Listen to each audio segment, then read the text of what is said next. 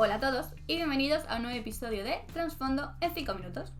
Hoy tenemos un episodio dedicado al universo de Warhammer 40.000 y a una de las legiones más controvertidas de todo el lore, los portadores de la palabra. Como podéis ver, este vídeo dura algo más de 5 minutos y es que al tratarse de la historia de una legión que tiene tantas cosas y que influye tanto en el trasfondo, pues no nos parecía bien tener que recortar y resumir tanto como para que no se entendiera bien la historia y no conocer bien qué es lo que pasa.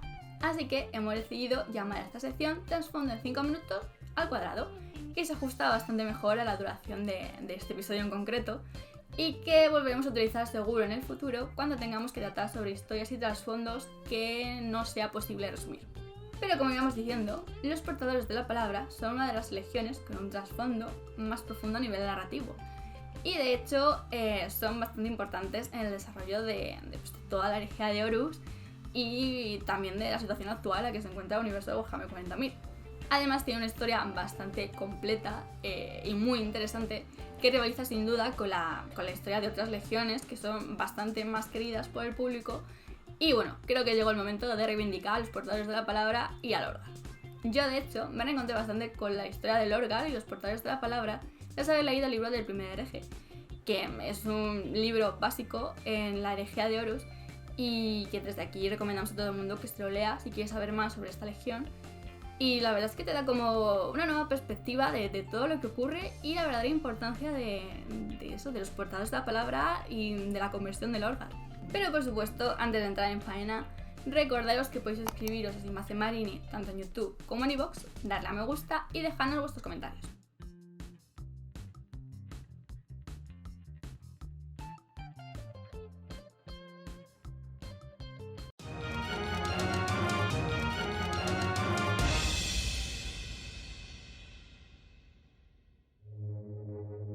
Los portadores de la palabra son la 17ª legión de marines espaciales creada por el emperador para su gran cruzada.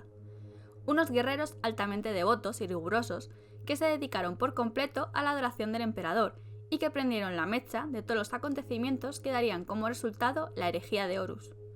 Pero vamos a conocer un poco más acerca de los orígenes de esta legión que, antes de la llegada de su primarca, era conocida con el nombre de los Heraldos Imperiales. En los primeros días de las guerras de unificación y la Gran Cruzada, el principal objetivo era unificar a toda la humanidad dispersa por la galaxia en unos ideales comunes de iluminación, ciencia y racionalidad bajo el mandato del emperador, y que dieran lugar al imperio de la humanidad. Pero los ejércitos imperiales se encontraron con que muchas de estas poblaciones vivían en la ignorancia y se guiaban por creencias, supersticiones y una fe en dioses que se alejaba por completo de estos ideales de racionalidad e iluminación que el emperador quería para su imperio, por lo que fue misión de los marines espaciales acabar con estas supersticiones y eliminar por completo toda forma de fe en la galaxia, normalmente pasando a la mayoría de la población a cuchillo.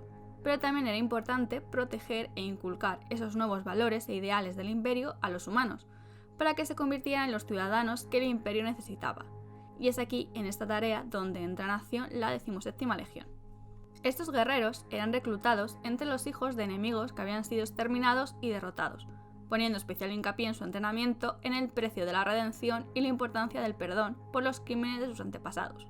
Ellos luchaban por redimirse a los ojos del imperio, con una furia y un fanatismo que solo los que no tienen nada que perder conocen bien. Solo una vez que un enemigo era derrotado y doblegado hasta arrepentirse, podía ser aceptado como merecedor de abrazar la verdad imperial, como ellos habían hecho. Por lo que, allí donde los enemigos se alzasen contra el emperador por sus creencias en dioses o en las supersticiones de la vieja noche, serían los heraldos imperiales los encargados de transmitir el ultimátum del emperador: retractaos o seréis destruidos. Para ellos, una guerra era mucho más que llegar y conquistar cualquier planeta, era también una guerra por las creencias, donde la verdad era la única arma verdadera. Así que, una vez finalizada la conquista, era el momento de destruir todos aquellos templos, ídolos y libros de la falsa fe y quemarlos en la hoguera, junto a aquellos que se negaran a aceptar la verdad imperial. Pero como siempre ocurre con las legiones, la aparición de su primarca perdido cambió para siempre el destino de los heraldos imperiales. Lorgar Aureliano, también conocido como el Luricen, cayó del cielo en un planeta llamado Colchis, un mundo antaño tecnológico, pero que ahora se encontraba bajo el mandato de una casta de sacerdotes llamada el Cónclave.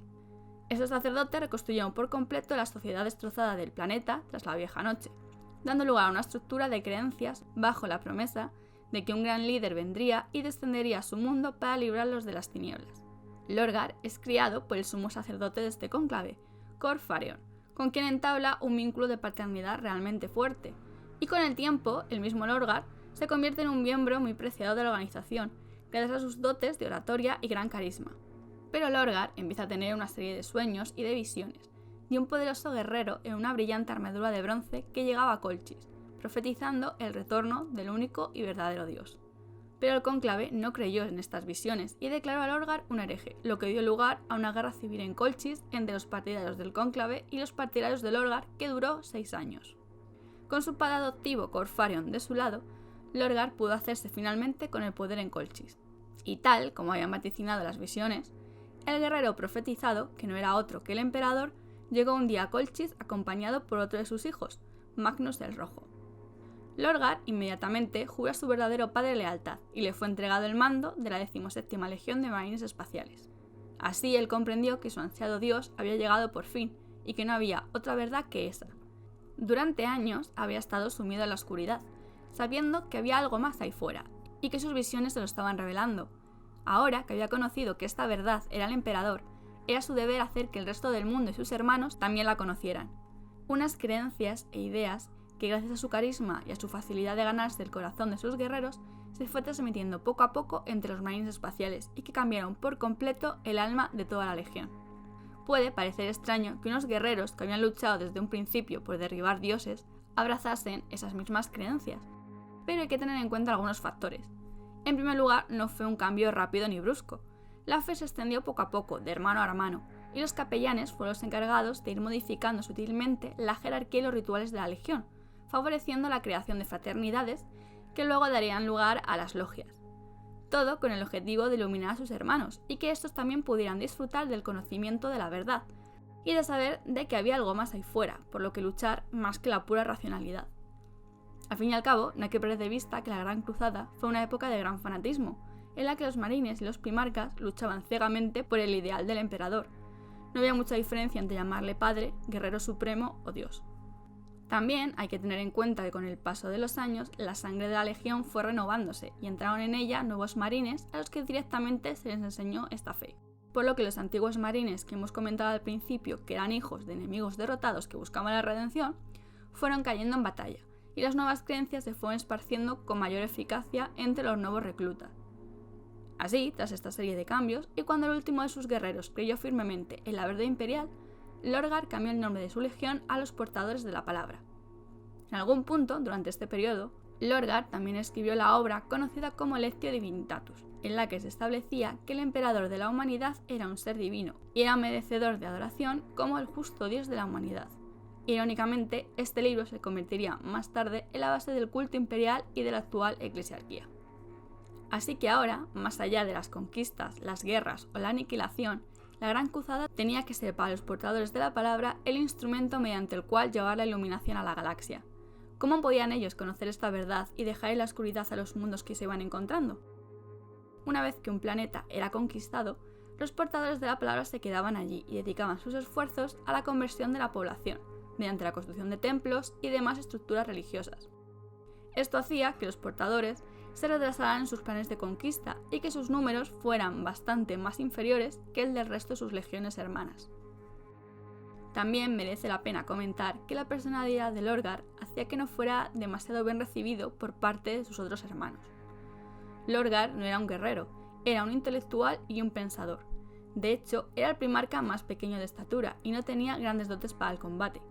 No le atraía el arte de la guerra y tampoco estaba demasiado interesado en la cruzada en sí. Detestaba por completo el salvajismo por el que actuaban las otras legiones, prefiriendo destruir todo antes que tratar de llevar la iluminación a los planetas que iban encontrando.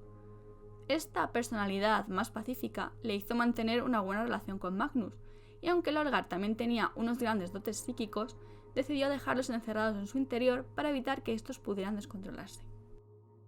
Esta situación, unida a todos los rumores y susurros que iban circulando sobre los portadores de la palabra acerca de sus fanáticas prácticas y a los bajos números que habían conseguido en la conquista, llamaron la atención del emperador. Este, junto a Malcador el Sigilita y Guilliman, el primarca de los ultramarines, se embarcaron rumbo a Monarquia, una de las ciudades conquistadas más apreciadas por los portadores de la palabra. Allí, Guilliman ordenó la evacuación de la ciudad y sus fuerzas la bombardearon por completo. Cuando llegaron los portadores, hubo una tensa discusión que llegó a las manos entre Lorgar, Malcador y Guilliman. Entonces el propio emperador se teletransporta hasta la superficie del planeta y obliga psíquicamente a Lorgar y a su legión a arrodillarse frente a él sobre las runas de Monarquia, dejando que Guilliman y los ultramarines se queden de pie. Una gran humillación para los portadores, en la que el emperador le recriminó su actuación en la Gran Cruzada, afirmando que él no era ningún dios y que no iba a permitir ningún tipo de desviación de las creencias racionales de la verdad imperial. Todo este episodio sumió a Lorgar y a toda la legión en un estado profundo de melancolía, sintiéndose traicionados por el emperador.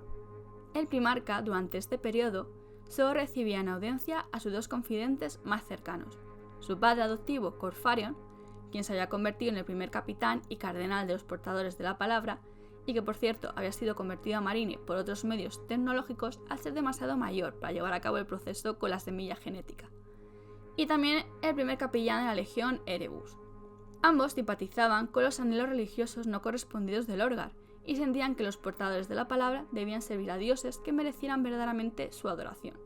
Y así es como Lorgar conoció la existencia de los dioses del caos. No se sabe realmente en qué momento Erebus se corrompió y cómo es que tenía estos conocimientos, pero se cree que pudo ser en Davin, cuando participó en la pacificación de este mundo junto con los lobos lunares. Por su parte, Corfarion venía de Colchis, que antes de la llegada del cónclave de sacerdotes se guiaba por una serie de creencias antiguas de la vieja noche, y en la que se mencionaba la existencia de unos dioses desconocidos que controlaban toda la existencia de los mortales, y que aunque no lo supieran realmente, eran los propios dioses del caos. El caso es que ambos animaron a Lorgar a buscar respuestas.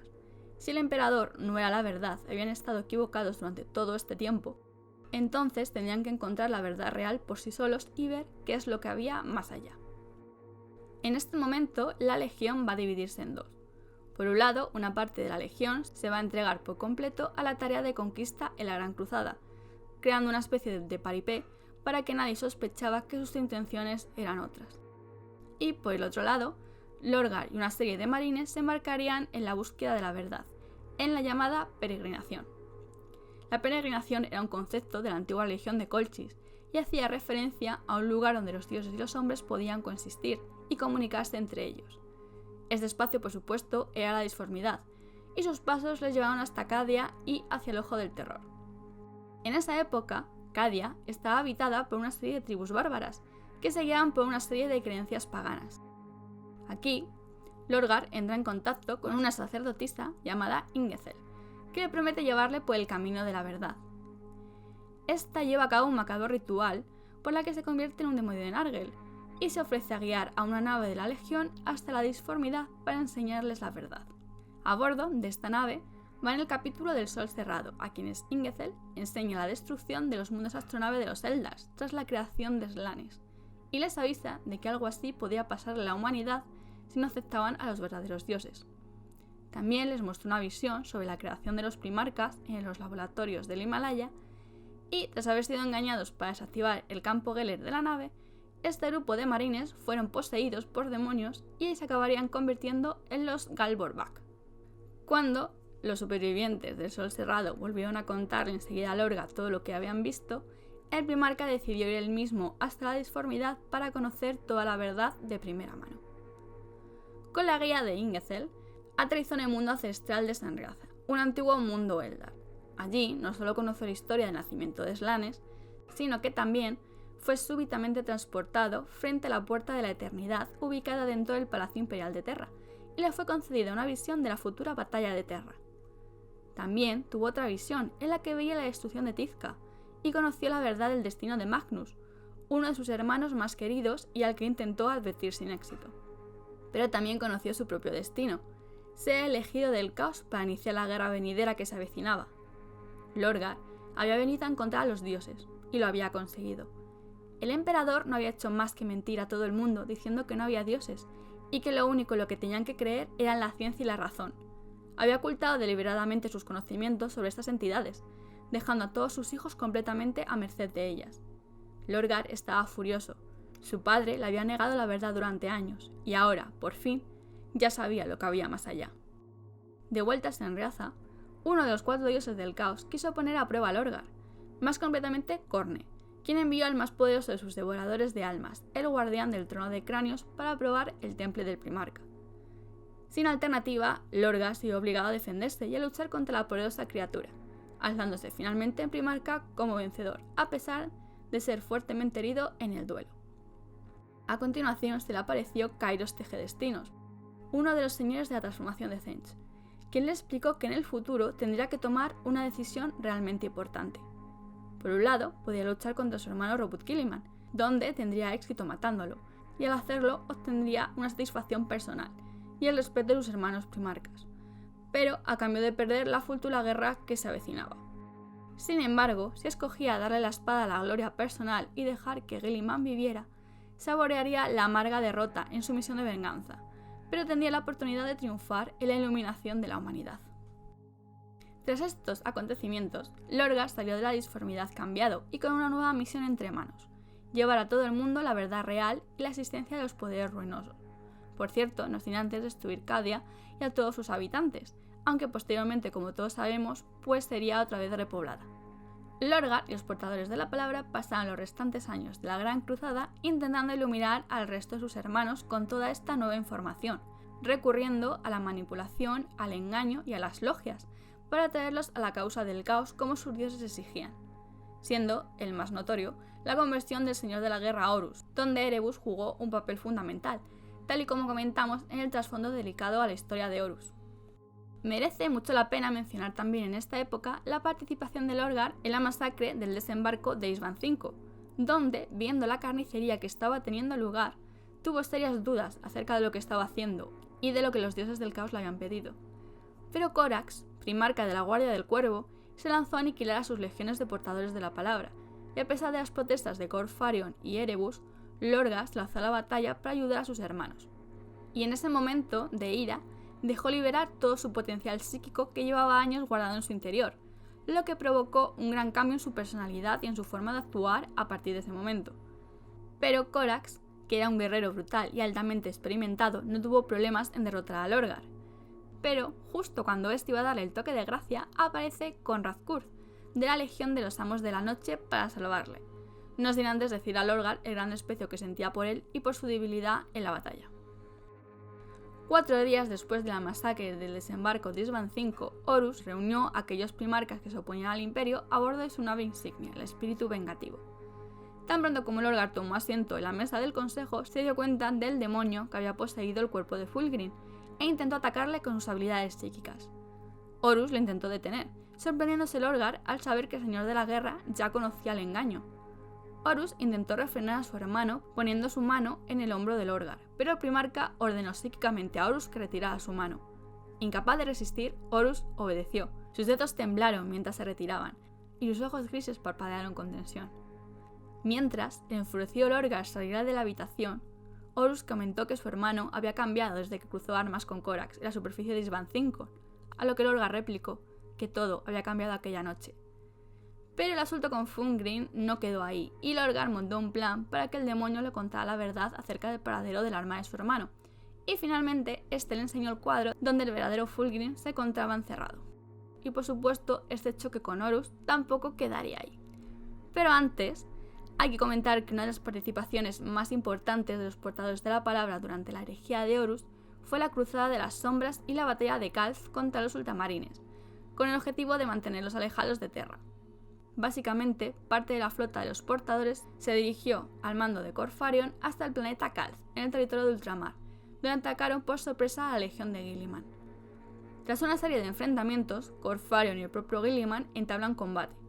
Corfarion debilitó al primarca con varios ataques psíquicos que destrozaron su coraza y le debilitaron lo suficiente para que el portador de la palabra le clavase su azame ritual en el cuello, una daga bendecida por los dioses oscuros que podía herir a los primarcas, tal y como había pasado con Horus en Davin. Pero Corfarion decidió no rematar a Guilliman, pensando que quizás podía reclutarlo para la causa del caos, como a Horus. Pero Guilliman no cayó en la trampa, y consiguió atacar a Corfarion, arrancándole su corazón primario e hiriéndole gravemente. Este logró escapar, y aunque los ultramarines se hacen con la victoria en Calth, no logran impedir que los portadores de la palabra lleven a cabo su verdadero plan. Y es que mientras está ocurriendo todo esto, Erebus y sus esbirros aprovechan la ocasión para convocar la tormenta de ruina, una masiva tormenta disforme que crearía un velo impenetrable alrededor de ultramar y la mitad oriental de la galaxia, impidiendo que esta legión pudiese llegar a tiempo a la defensa de Terra. La tormenta de ruina había sido convocada durante esta batalla de Calth, pero para madurarla completamente era necesario desatar una campaña de derramamiento de sangre y miseria, aún más potente de lo que había pasado en Calth. Es por eso que Lorgar y Angron, primarca de la Legión de los Devoradores de Mundos, viajan también a esta zona de la galaxia para llevar a cabo esta tarea sobre los 500 mundos de ultramar. El problema es que tras la derrota de Corfarion en Calth, Guilliman reunió sus naves y se dirigió a su encuentro. Lorgar se enfrentó en un duelo singular contra el propio Guilliman, en un combate en el que ambos contendientes estaban equiparados en habilidad y fuerza, sobre todo teniendo en cuenta todo el poder que Lorgar había ganado en este tiempo, e infligieron graves heridas al contrario. Sin embargo, Angron irrumpió en el combate y derrotó al primarca de los ultramarines en un ataque de rabia, después de que éste insultase a sus antiguos compañeros de Angron. Aprovechando el derramamiento de sangre en la batalla y la furia descontrolada de Angron, Lorgar llevó a cabo el ritual que permitió a la tormenta de ruina manifestarse en ultramar por completo, y por medio de las energías disformes resultantes, Angron ascendió a la demonicidad. Así, con la tormenta de ruina a pleno potencial, la flota traidora se retiró del planeta, dejando vivo a Guilliman, y cumpliendo con la profecía que Kairos Tejedestinos había hecho a Lorgar en la disformidad. Muy interesante es también mencionar que a lo largo de la herejía, Lorgar cultivó la opinión de que Horus no sería capaz de llevar la victoria a las fuerzas traidoras, y que su negativa a entregarse por completo a los dioses oscuros supondría la destrucción de todos los que luchaban contra el emperador, lo que supondría el final de toda posibilidad de que la verdad iluminase a la humanidad. Así que Lorgar puso en marcha un plan para asesinar a su hermano y controlar él a las fuerzas renegadas. Por medio de la tortura de miles de almas, pretendía liberar un aullido psíquico que debilitase a Horus y desorientase a su flota, aprovechando este momento para asesinar a Horus. Pero Lorgar fue traicionado y el plan no pudo llevarse a cabo. Como represalia, Horus golpeó a su hermano hasta dejarle gravemente herido, pero el primarca de los portadores de la palabra no contraatacó, limitándose a insultar a Horus por haberse convertido en una monstruosidad, y se retiró del planeta junto a la mayor parte de sus fuerzas, amenazado de muerte por Horus si volvía. Finalmente, las atrocidades cometidas por los portadores de la palabra permitieron a Lorgar ascender al rango de príncipe demonio, y desde el final de la herejía, el primarca se ha aislado dentro del templo ninficio en el mundo demoníaco de Sicarus en el Ojo del Terror, donde ha permanecido durante miles de años prohibiendo a cualquiera que interrumpa su meditación. Durante este tiempo, los portadores de la palabra han sido dirigidos por un concilio oscuro formado por los poderosos apóstoles oscuros, y donde Corfarion y Erebus rivalizan por el control. Así, desde las dos bases de la Legión en Sicarus y en el mundo forja caído de Galmec, localizado en el Torbellino, los portadores de la palabra lanzan de vez en cuando guerras de fe contra el Imperio en nombre de los dioses oscuros y siembran las semillas de la herejía con el propósito de seguir iluminando la humanidad y acabar con la adoración del emperador cadáver que, irónicamente, toma como base el Lectio Divinitatus que Lorgar escribió. Que conseguir esta eliminación requiera la muerte de billones de personas es el precio que los portadores de la palabra están dispuestos a pagar para traer la verdad a la humanidad. Desde entonces, el estilo de Lorgar solo ha sido roto en dos ocasiones. La primera de ellas, cuando una criatura de sombras atacó a los portadores de la palabra, causando una masacre tal que solo la presencia del primarca podía frenar. Sin embargo, el monstruo resultó no ser otro que el primarca Corvus Coras, que había sido mutado por los poderes de la disformidad en la búsqueda de venganza por la masacre del Serbanco de Svan V. La segunda ocasión ocurrió en el milenio 42 tras la caída de Cadia y el inicio de la era Indomitus. Desde entonces se han multiplicado los rumores de avistamientos del primarca demonio, que habría acabado por fin con su confinamiento autoimpuesto, y que camina ahora por el reino mortal predicando la palabra del caos frente a una fuerza de portadores de la palabra enorme y fanática. Y hasta aquí podemos dar por terminado Entra a fondo en 5 minutos al cuadrado sobre los portadores de la palabra y su primarca Lorgar Aureliano. Lo que da un poco de pena es que hayan dejado completamente de lado en el trasfondo actual a Lorgar, centrándose más en otros primarcas, cuando este podía dar todavía mucho juego a la historia. Pero parece que habrá que seguir esperando para conocer qué papel va a tener en el futuro, si es que deciden introducirlo alguna vez. Recordaros de nuevo que podéis seguir a Sinbad Marine tanto en YouTube como en iVoox para acceder a muchos más episodios del universo de Warhammer, darle a me gusta y dejarnos en los comentarios vuestras opiniones acerca de todos estos temas, así como recomendaciones de otros temas que os gustaría que tratáramos en el futuro. Sin más, un saludo y hasta el próximo capítulo.